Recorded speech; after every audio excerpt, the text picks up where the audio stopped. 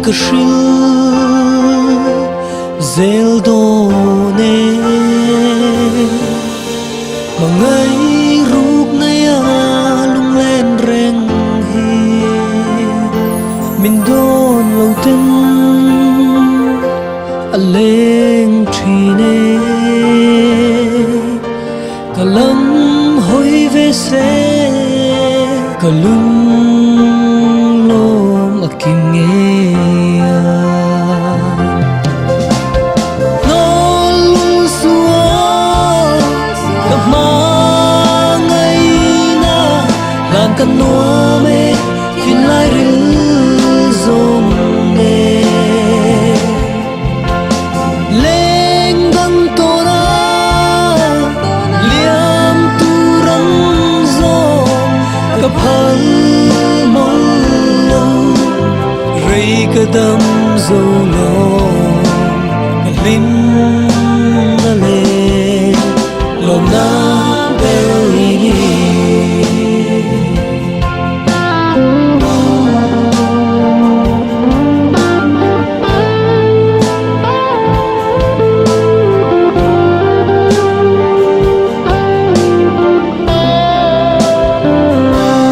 du thu ayang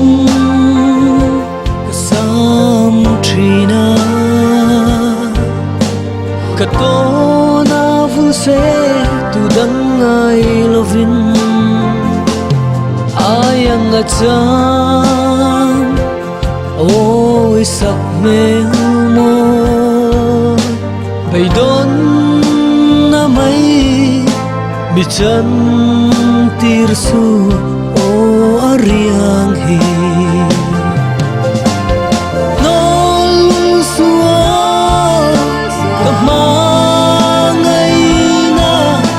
kan no me thin lai ril zong ne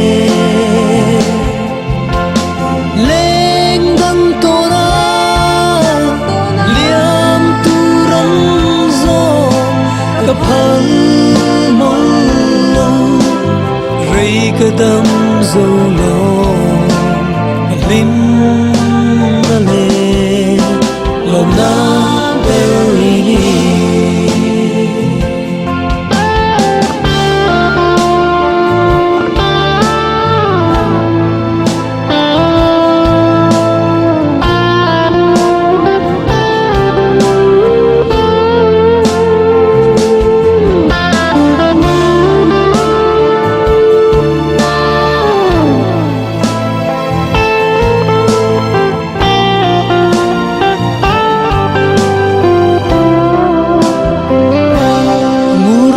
hel tu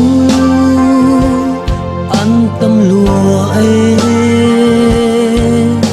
suy lung rong a hang tri ne arang min vai tir lul so ka eng kim lom na tu nang ne ini si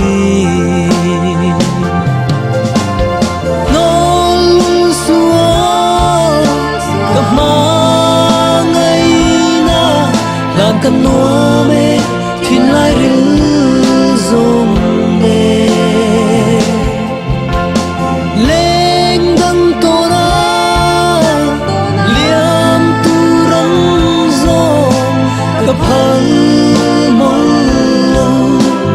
rei ka dam zo lo kalin na le